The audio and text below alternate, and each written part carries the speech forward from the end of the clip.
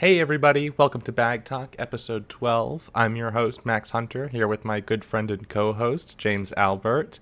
Today we have a very exciting episode, our exclusive interview with the BirkinJunky, who has made a big splash on social media recently. We also talk about his experiences in the market, his thoughts on the present and the future of luxury resale, and some of his social media strategy that was really quite interesting. Well, welcome to BagTalk, our Thank you. podcast about Bag Yes. World. Thank you very much. Can we call you the BirkinJunky? Dan is fine. Mr. Junkie? Dan is fine. Dan? Yeah. Okay, perfect. Dan Let's is not go with fine. Mr. Junkie. Well, Dan, Mr. Junkie, Mr. Junkie's my father. No, that's true. How did you how did you come into being the BirkinJunky? I want to know a little bit about your backstory and Yeah. how you came into this market. So it's a great question. I guess, started my own Hermes journey probably I would say probably like 4 years ago. Going through the same steps that so many people go through. Going in, trying to suck up the essays, trying to be friends with everybody, trying to do, the whole mumbo jumbo. And finally just got to a point where I said, listen, I don't want to do this anymore. I had friends that were selling bags, family members that were selling bags. And I just started asking people, hey, just very naturally and organically asking, hey, do you guys want to buy this bag? Started helping them sell their bags. And not until probably February of this year did I actually start creating content around it, creating content around Hermes. I was going back through my TikTok the other day, and it's almost been a year now of creating content, pushing it, really trying to turn it into a business. Because I feel like there's 1,000 different resellers out there. Obviously there's different tiers. You have like your go-to name shop houses of like Sotheby's or Madison Avenue Couture. And then you have people that offer a little bit of a better price, just regular resellers that are operating their own businesses, whether that be from a small office, out of home. So, yeah, I guess that's a little bit of me and sort of my background and how I've gotten to this. Yeah, that's so interesting that it hasn't even been a year, because your content, I think, it feels so prevalent at least on Instagram, that it feels like you've been around for a few years at least. Yeah. That we've been seeing all these great memes. I feel like you've got a really unique grasp on, that sort of TikTok style, video meme that nobody else is really doing in bag world. Yeah, that's the thing. I think, selling a luxury product, I think the stigma for luxury is haughty, very exclusive, which it is. I mean, there's a lot. These bags are priced at price points where a lot of people can't do it. So it is exclusive, but at the same time, from my experience, people like to be treated like people, and part of that is humor. People can relate to things. I think a lot of why my TikToks, my Instagram have been doing really well is it's so relatable. You walk into the store and you maybe not get the best treatment. Obviously, you're maybe not getting what you asked for. So I think that's why it's sort of really kicked off. And for a lot of people, I've heard a lot of people say, Dan, you came out of nowhere, really. And for me, it's not nowhere, because I've been doing this for really, albeit like 4 years now, but for me, it's taken a while to get there. So it's funny how some people view it as, hey, you're new onto the scene, you're completely brand new, and I'm like, yeah, for you, I guess, but for me, I've been here doing stuff, but now actually been creating it into a business. So for a lot of people, their perspective is, who the hell is this guy? Like, who is this guy, and why is he doing, why is he maybe doing so well? I don't know, is the way I've heard some people phrase it. I think the content that you create feels very new, and I think that's what a lot of people are maybe responding to. It's like, this is a really sort of interesting and new way to market these bags on social media. Yeah.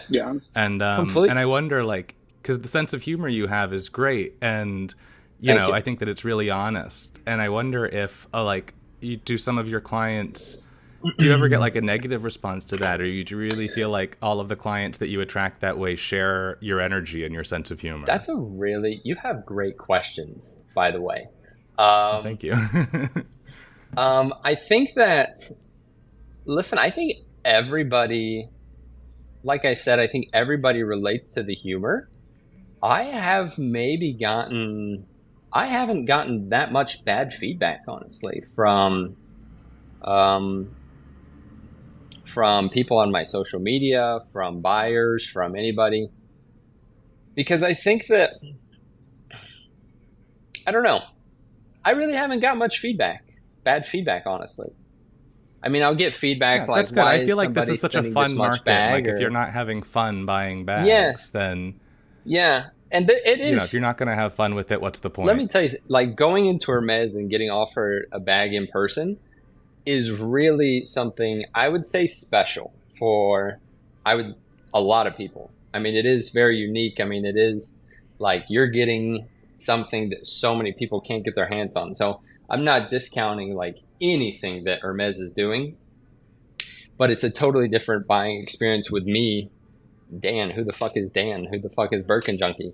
But it's a completely different buying experience for me than it is from Hermes. Mine's more relatable. Mine's more funny, open. Like, I'm going to treat you like a person if you're coming and you're going to be speaking directly with me, So yeah, it's completely different. And I've had good feedback so far, to answer your question. No, that's great. So, yeah. We've noticed too in your social media, you are in a lot of the media that you put out there, your face and you as a person and a personality. Mm-hmm. And I was wondering if you put any precautions on separating your personal life from your business life, because we always see you wearing sunglasses. I even brought these here in case we wanted to be a little matchy today.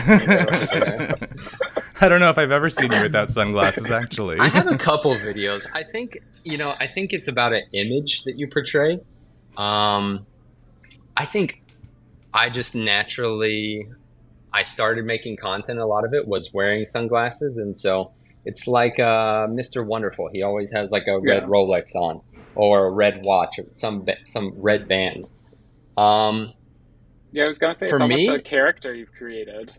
Yeah, a little bit. And it is a character. I mean, some of the stuff I say is very uncharacteristic of what I actually believe. Like, and I say that in the fact that, like, I never treat anybody bad. I never speak bad to anybody about like their level in life, because some people can take that to mean that. But it is a little bit of a character, it is a little bit of it's very sales pitchy. It's very salesman-ish. Like, you have your people going to work in their suits. I'm coming into work with a pair of fucking Ray-Bans over there. So like, yeah. And I think price, yeah. I do disconnect life from business. I do have like my business account. I do have like my personal account, because I do like to keep some level of, my own life. I think when you're creating content out there that's being seen by so many different people, you do want some level of privacy. So if that answered the question. Yeah, I have a very small following. I have like 7,000 followers on both TikTok and Instagram. In my mind, that's very small compared to like all the creators that you see. Like, I mean, but some of my content does get like a good amount of views. So I always do like to keep like my personal life from like work life separate. So yeah, I always like to keep a little bit of a disconnect there. Mm-hmm. If that answers the question. No, that's great. Yeah, so part of the thing that we found really interesting about your the way that you deal is how it Mm. sort of relates to what we've seen a lot with Asian dealers over the years, and that sort of low overhead um, type of, in a lot of cases the bags stay with the owners but until they're sold. It's not like Yeah. a capital heavy retail location sort of classic Yeah. style of dealing. And I was wondering if that was sort of something that you consciously chose to adopt, if you sort of, if you found any dealers that you sort of liked how they were doing business and sort of modeled what you were doing off of them. That's a good question, actually, because it wasn't something that I consciously did. And it's And it's something that's still, very new in America, too. I feel like you're one of the only people that does it over here. yeah, could be. I don't think so. I don't think so, but um, it's not something that I consciously chose to do. Obviously, for a lot of people, like you said, it's extremely capital intensive if you're buying out these bags. I mean, if you're buying, let's say, I would say your regular Birkin 30, I mean, you could be spending 20,000 plus on a bag just to stock it. You could be spending much more depending on leathers, etc. So to stock one bag, $20,000. Imagine having a showroom of bags where you have, I don't know, $500,000 worth of inventory, $1 million worth of inventory, very easily $1 million, especially if you're carrying around a Himalayan diamond. But like, I think it was just something natural. So I do consignment for some of my bags. So I do have bags in stock. People will send me their bags. We'll photograph them. We'll put them up. And then I also just have, basic understandings with like clients and some of these clients have turned into friends, where they'll hold the bags. Then they'll be shipped to me. I'll authenticate them. And then also I'll have a third party authenticate them. So I think it's maybe a new style for the US, like you said. But I think it's an easy way for a lot of people, as little as I want to say, hey, yeah, go get into reselling, create more competition for me. But I think it's an easy way for people that want to do that to be able to do that. But obviously, you have to have a following, you have to have a reputation, you have to have, know-how to be able to do that. So I see a lot of people that don't have that know-how, that aren't creating content, and they're trying to sell bags. And a lot of times you'll see things go south. Whether that be they get sent a fake bag and they just paid $20,000 for, and now they're out 20K, or whatever the case may be. But did that answer the question? I know I Yeah, I feel think like that was maybe I great. rambled. Yeah. No, that was a really good. That was a really good answer, actually. James, I don't want to step on your questions. If you have some for Yeah. Daniel here. Yeah, I was just going to jump in and ask. My follow-up question would be, how do you develop these kind of new trusted relationships with these clients? Like, first of all, who are these clients? But then also, how do you develop the relationship over time to make sure that it goes well? Yeah. So I source bags from all over. Some of them are obviously private client buyers from Hermes. Some of them are other resellers. Some of them are large companies like Sotheby's and your name house people. I'll be honest, it's very client specific for what they're looking for in that moment. And if you're in front of that client, I think that if you're the one that they're seeing pop up on their feed, if you're saying, hey, this is the price of the bag, I'm pushing content for a bag, whatever, that's catching that client's attention right then and there. So like, there may be a bag that Sotheby's has had for, and I'm just using Sotheby's because you work there, Max, and because everybody knows Sotheby's. But Sotheby's may have a bag that's been sitting there for 3 months and nobody's bought it, and then I have a client looking for that bag immediately, and I can go to them and say, hey, I'll pay you this. Like, so I would say that's how I source the bags. Wait, hold on. So your question was, how do you find these clients, and then how do you build the relationships with these clients? Yeah. from a sales and I guess marketing, since you're kind of sole proprietor, like, yeah, how does that I guess process I go? went And into what's the typical journey for that client? Like, yeah, Yeah, and do how you do meet build most of them on trust with someone Instagram? you've never? It's kind of open-ended. Yeah, and how do you build trust with someone you've never worked with before, like someone who's just reaching out to you to do business, for example? Yeah, I think a lot of people, that's a great question. I think a lot of people are very skeptical at first. I mean, you want to do your due diligence on anybody you're buying a $30,000 bag from. That's a lot of money. So I think people are very skeptical at first. I think a lot of sellers hide behind maybe a logo, or a lot of sellers hide behind maybe whatever, their Instagram account, whatever. They're not front-facing, client-facing type people that are selling bags. So I think one thing that makes people comfortable is, hey, like I'm seeing Dan's face, or like I'm seeing him create all this content. I'm seeing him do these unboxings of bags. I'm seeing him, whatever. Sometimes you're seeing me live my life. Sometimes I'm posting stories, but so a lot of people are very skeptical at first. But I think that once they're able to talk to me, once they know, and I can speak to them and say, hey, listen, you can rest assured, like, one, I'm not going to deliver you a fake bag. Two, for whatever reason, if something goes wrong, I'm going to give you a refund of your money. So, and that's never happened, by the way. I've never had to refund anybody's money, thankfully. But so I think that really, I would say, captures people and makes them feel comfortable, is being able to see me, some of the guarantees that I give. And then finding those clients is really just pushing out content, and then also referrals. I get a lot of people referring. I just sold a bag to Christine Quinn recently, and she reposted me. That like took up my account. I don't know. I got a ton of views from that, but so I think people seeing people that are much more popular or famous, or I would say in a position of power, trusting me, I think that helps people trust me also. So yeah, definitely. That's really, really important to build trust in the resale market, especially these days.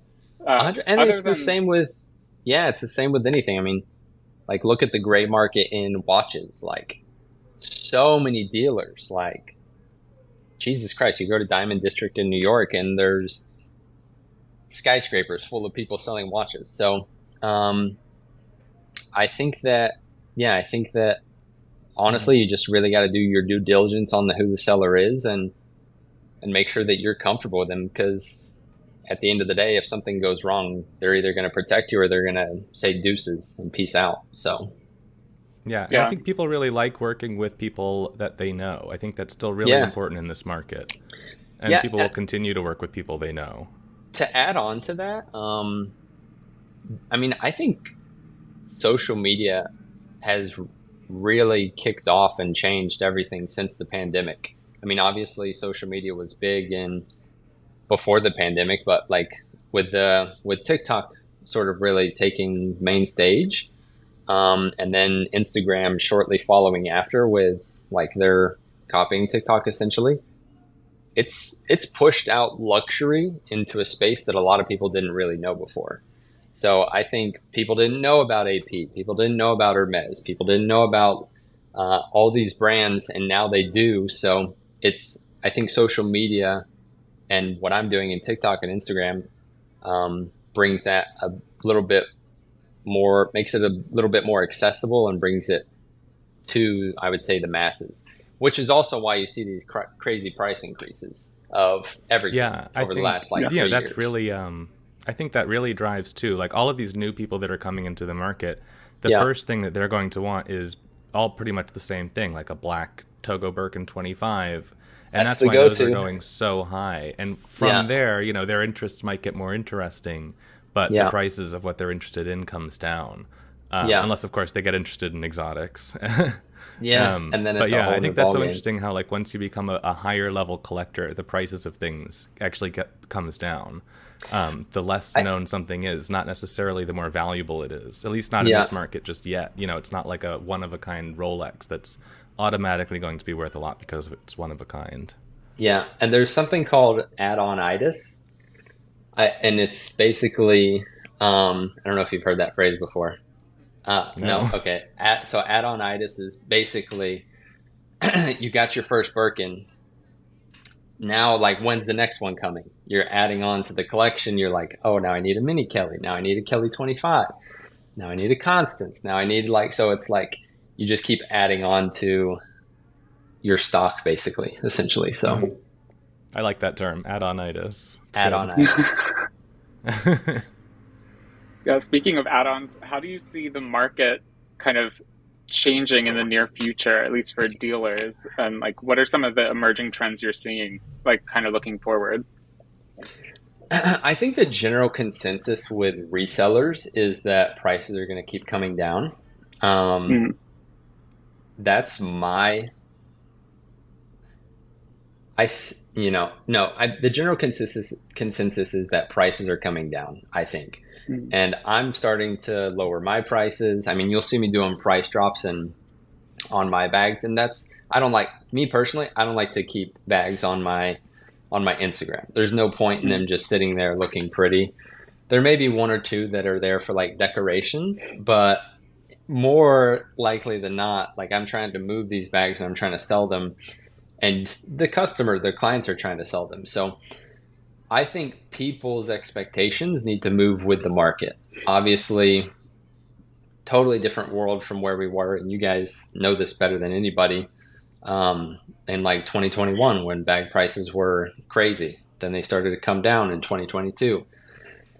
Now they're just keep coming down, and especially exotics, I think. So I think the forecast is that bag prices are going to keep coming down. Do I think they're going to crash? I don't think they're going to crash. I still think there's a high level of demand, and the accessibility to get the bags retail is probably more difficult than ever, honestly, from my perspective. So it's getting harder to get them retail. Bag prices aren't going to crash, but they're going to come down a little bit, is what I think. I think when people hear that bag prices are coming down, a lot of the collectors that maybe weren't buying when bag prices are up start buying again, and then the cycle, reverses. Yeah. I think it's just a couple of years, maybe a 5-year cycle overall, when things sort of go up and down. Yeah. And that's another thing. I mean, you get buyers, you get resellers that'll stock these bags, which is one reason I don't stock.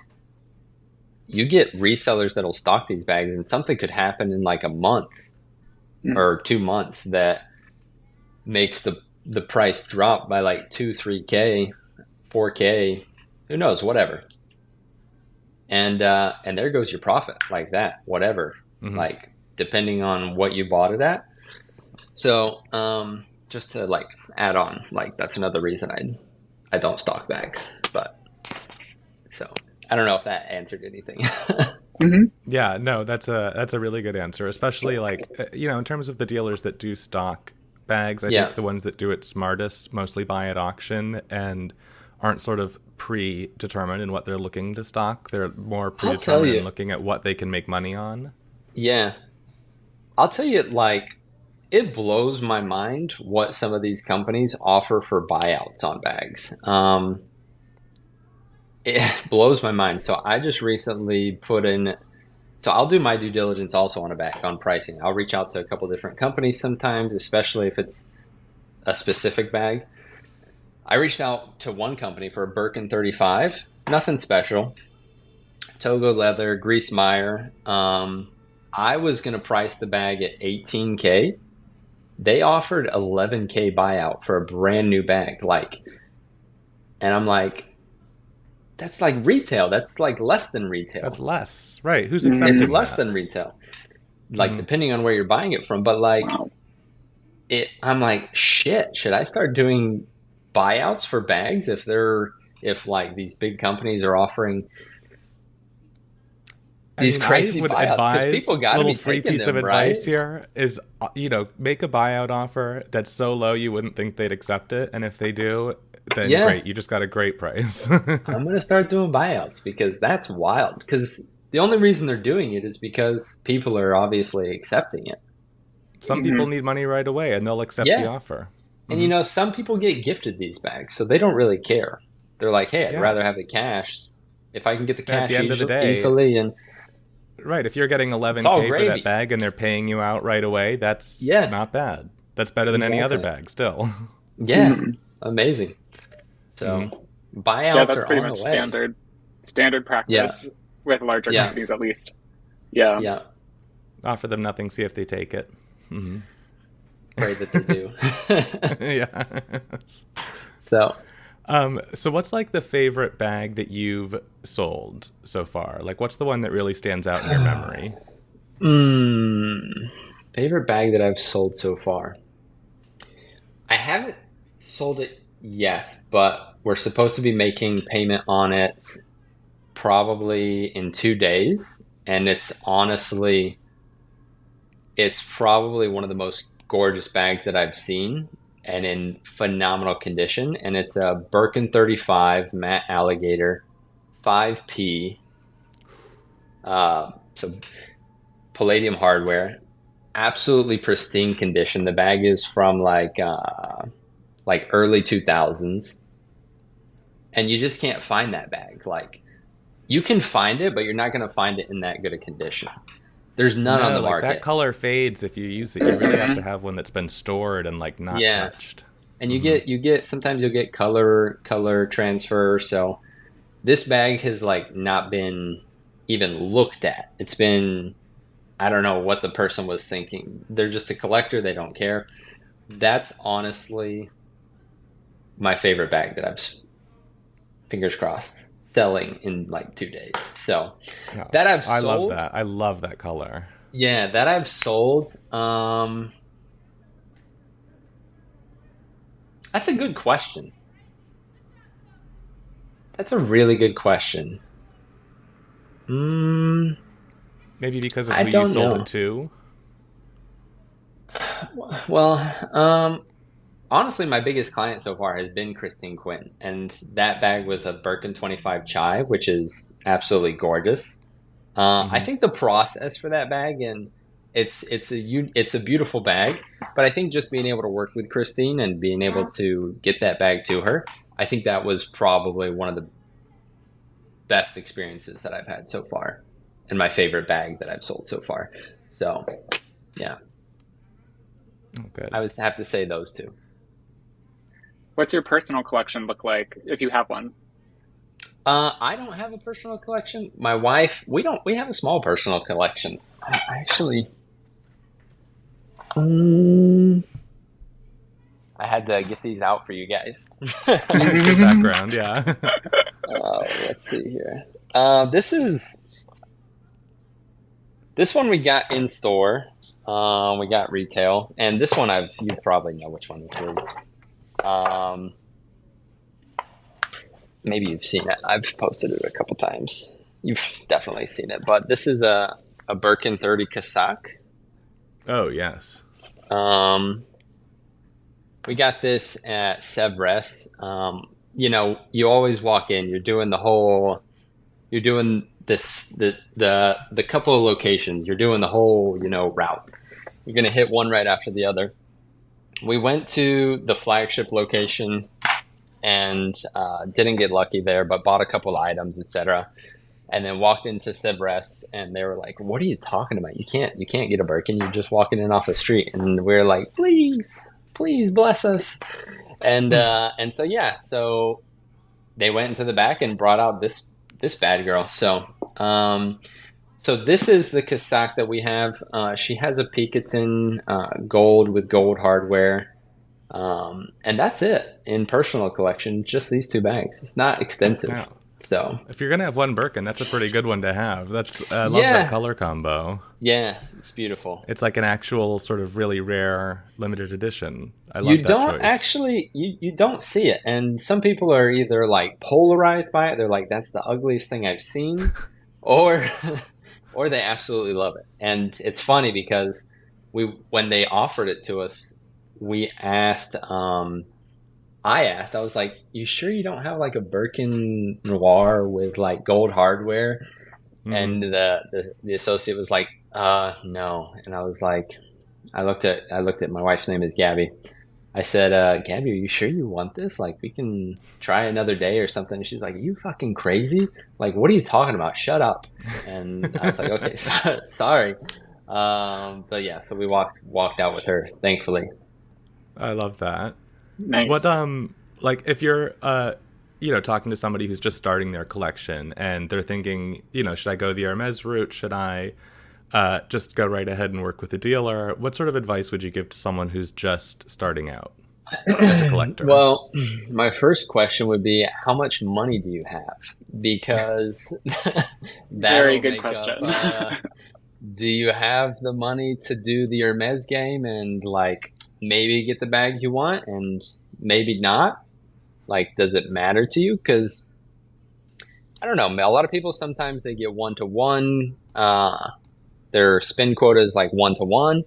I've talked to people that have 6-to-1. They spent $60,000 and they haven't even got offered their first quota bag. So, my opinion, and I'm self-promoting, is go with a reseller, because at the end of the day, you're going to get the bag that you want. You're going to get it in the exact combination that you want. You're going to spend less money overall. And if it's a bag that you're honestly looking to keep forever or keep at least a couple years, then just buy it secondhand. Not secondhand, you know what I mean. From a reseller. That's what I would say. Because it's also, the Hermes game and the process can be very difficult. It can be very taxing and exhausting and emotionally wear on you. So I would say go with a reseller, honestly. Good. I like that advice too. Get what you want, don't settle. Some people see it as also like, hey, I only get my bags from Hermes. Like it's like a badge of honor for them. So yeah, that's totally fine. Like, you get your bags from Hermes. But I was talking to one girl yesterday. She spends probably $100K a year in store. So $100K annually to play the game. Yeah, that's, you're probably going to get the bags you want. So yeah, but you'll have some fun. Sure. yeah. You're going to get a couple offers. You'll get a couple good bags. So I guess it depends, but I would say go with a reseller. Well, good. I think that's a pretty good interview that we've done with you here. I think that we've had a great conversation. I think this was fascinating. I was waiting for more questions. This was nice. I liked talking to you guys. What sort of insights do you have? Anything else you want to impart on our listeners before we wrap things up? Listen, I always get this question. I get this question a million times. They're like, Dan, should I get this bag? Should I sell this bag? And I'm like, if you like the bag, get the bag. If you don't like it, don't get it. Like, it's not going to make that big of a difference. I would say buy what you actually like if you're buying from Hermes. If you don't, it's not going to kill you to wait another 4 months, 6 months, God forbid, a year. But the bag is going to come around at some point. So buy what you like. Don't think that it's a gun to your head. I would say that's my parting little piece of advice. So thanks for listening. I hope you enjoyed that episode. You can find all of our other episodes wherever you get your podcasts. And if you want to support us, you can subscribe for $5 a month on Substack or on Patreon. And you can find us on Instagram, TikTok, and YouTube now. So like this episode, subscribe to Bag World, and share with all of your bag babes. Bye. Thanks for listening, everybody. I hope you enjoyed the episode. You can find BagTalk clips and more fun stuff on our TikTok, Instagram, YouTube, and Facebook. So find us over there, and we'll catch all you handbag girlies next week. Bye. Bye.